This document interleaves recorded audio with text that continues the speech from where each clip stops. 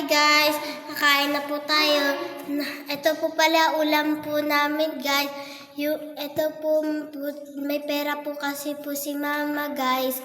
Kaya po nakabili po siya. Let's go po. Mag-pray na po tayo. Lord, thank you po sa chance niyo sa binibigay nito. Sorry po sa ginagawa namin kasalanan sa isip, sa salita. Lord, thank you po. May tumutulong po sa amin. Ingatan niyo po sila, Lord, sa Panginoon Jesus. Amen. Na po guys, kakain na po tayo guys. Ito pala yung ulam ko guys. Tapos ito pala yung ulam ng kapatid ko guys.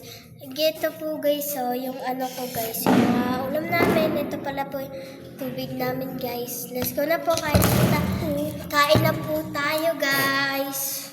Let's go. Ito po guys, mainit-init pa guys kasi katapos lang po ito ng kakatapos lang po magluto ni mama ng ulam kami. Sarap guys. Ito guys, chicken guys.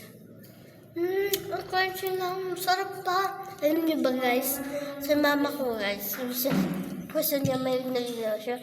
Pero guys, hindi siya wala po kami pera guys eh.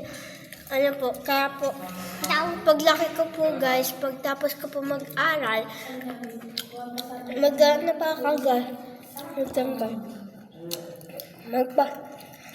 magtatrabaho po ako, bibigyan ko po si mama ng pera po para makagawa po siya ng negosyo, Lord.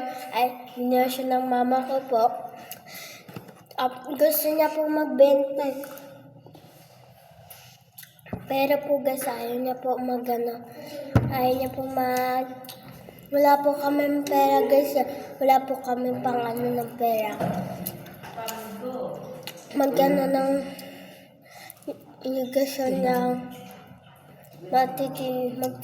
mga guys. Yung mga ulam guys, gusto niya magbenta guys. Tapos guys, ito pala pong chicken namin guys. Ito po guys, yung kahit hello guys. Hello guys. Guys, ito pala yung chicken namin. Kasi kinyamin. Ito ni mama, masarap. Ni mama, masarap. Sarap ng kanin. Ng kanin. Ito, tubig ka pa. Bye guys. Miss you. Follow, sa baba lang po yung follow. At heart po kayo at good po kayo. Bye-bye guys. Bye.